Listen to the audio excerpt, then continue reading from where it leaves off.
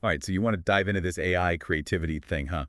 Can AI really create, or is it all just really good mimicry? We've got articles, research, opinions, the whole shebang all lined up to unpack this. Yeah, it really has gotten everyone talking. And I think before we even try to answer that, we got to figure out what creativity even means now. Hmm. AI's out here making art, writing music. It's wild. No kidding. I mean, we've got AI art going for insane prices at auction houses, lawsuits about AI music ripping off famous bands. It's a mess out there. Yeah. So how do we even start to make sense of it? Well, I think for a long time, we thought of creativity as this, like, pure thing, right? Coming up with something totally new out of thin air.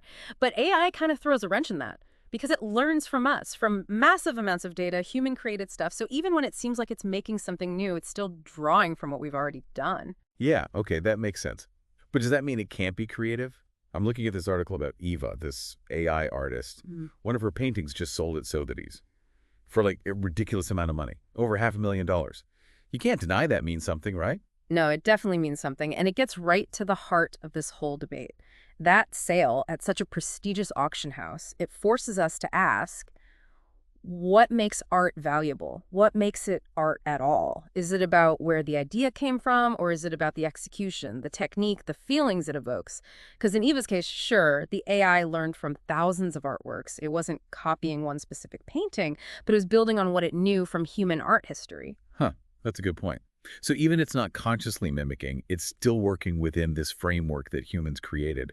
Which makes me think of this Juke Deck 3.0 thing, this AI composing symphonies. Yeah, not just for anyone, for the London Philharmonic Orchestra, that's going to be a pretty big deal. What do you make of that? It's huge. I mean, the London Philharmonic, they don't just play anything. They're known for these incredible performances, some of the most powerful music ever written. For them to pick an AI composition, it says a lot about how they see its value. Totally. It's like a stamp of approval from the masters, right? Like they're saying, yeah, this AI music is legit. But I'm guessing not everyone's on board with that. Didn't some critics have some issues with AI music? Oh, yeah, for sure. There were some critics who said that even though the music was complex, even beautiful in some ways, it was missing something. They said it lacked soul, that depth of feeling that you get from music written by people who've actually lived, loved, lost. So it comes back to that question of what makes art really hit you in the gut. Is it enough for AI to be technically brilliant?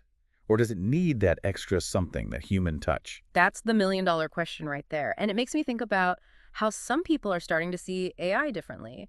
What if instead of being this competitor, this threat, it could be a partner in creativity? Oh, that's interesting. So less AI versus humans and more AI working with humans. Tell me more about that. Well, imagine you're a designer, maybe just starting out, and you get stuck on a project. Tools like Adobe's Firefly AI can really help with that. You just type in a few words about what you're going for, and boom, it gives you all these different layouts, colors, even textures, like having a brainstorming buddy who also happens to be a design genius. Whoa, that's amazing. So it's not taking the artist's job, it's giving them more options, more ways to explore. Exactly. And it's not just for beginners either. I know pros who use these tools to shake things up, try new things. It can really speed things up, make those high-level design ideas more accessible. And it's not just happening in design. Think about storytelling. We were talking about those anxieties in creative fields, but this is a good example of the flip side. You mean like that AI MetaMaid that can help write movie scripts? Yeah. That one that actual Hollywood studios are using? That's kind of blowing my mind. Are screenwriters freaking out about it? There's definitely some anxiety there, no doubt. But a lot of them are finding ways to use it to their advantage. Like, they'll use it to get past writer's block, come up with new ideas, experiment with different ways of telling a story. Kind of like Elon Musk said, he sees a future where humans and machines have this symbiotic relationship when it comes to creativity. Symbiotic, so they both benefit, like a two-way street. Yeah, exactly. Like, humans bring the lived experience, the emotions, the understanding of what it means to be human. And AI brings its processing power. It can generate tons of variations, explore possibilities we could never even imagine on our own. It's a pretty cool dance. It is cool. Yeah. But let's be real, even with all this talk about collaboration, there's still a lot of fear out there. The Writers Guild strike was huge, and graphic designers have every right to be nervous about AI tools like Midjourney making professional-level art in seconds.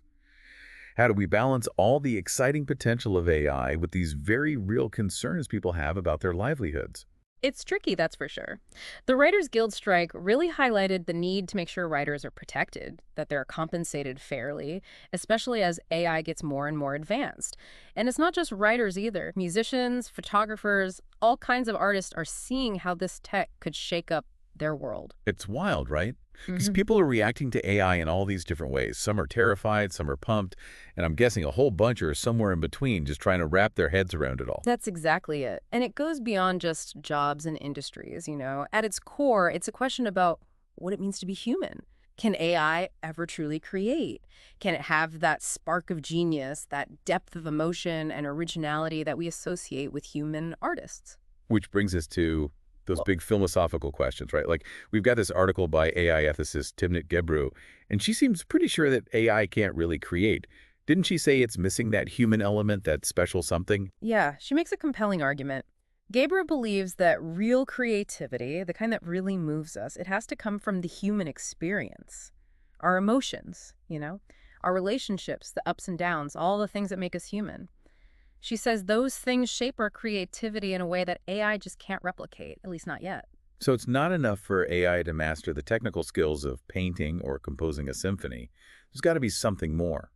How would you define that something more? Well, like Kieper says, it's that genuine lived experience. It's about understanding what it means to be human on a deeper level. She argues that without that, AI is always going to be a mimic, not a creator. Like, think about the difference between someone who can perfectly copy a photograph and someone who can really capture the soul of a moment with their camera. That's a really good way to put it. Yeah. But then you have people like Ray Kurzweil who have this whole other perspective, right? Hmm. One of the articles mentioned his idea of the singularity. Could you refresh my memory on what that is and how it fits into all of this? Of course. Kurzweil believes that sometime in the future, AI is going to become smarter than humans. He calls this the singularity. He thinks it'll lead to these insane technological advancements we can't even imagine right now. And when it comes to creativity, he suggests that AI, because it won't be held back by the limitations of the human brain, could access levels of creativity that we can't even fathom. Okay, so on the one hand, you've got AI as this soulless copycat. And on the other hand, it could become this super creative being. Those ideas feel miles apart.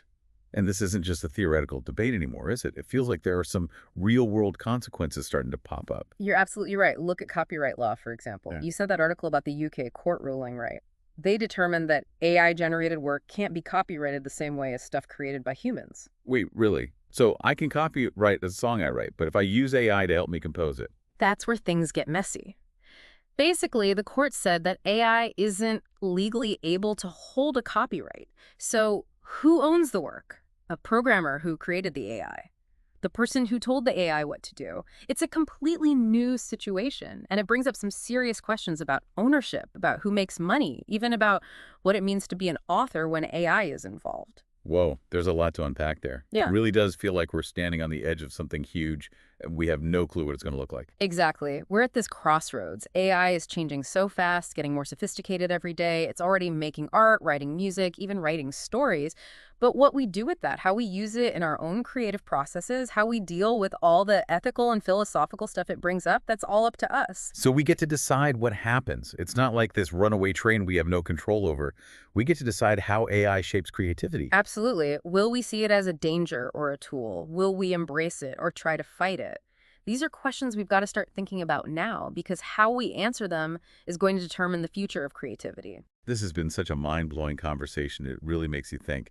So just to wrap things up, I keep coming back to this image of a world where AI can create art and music and stories specifically for you based on your own experiences and emotions. Is that the ultimate form of collaboration?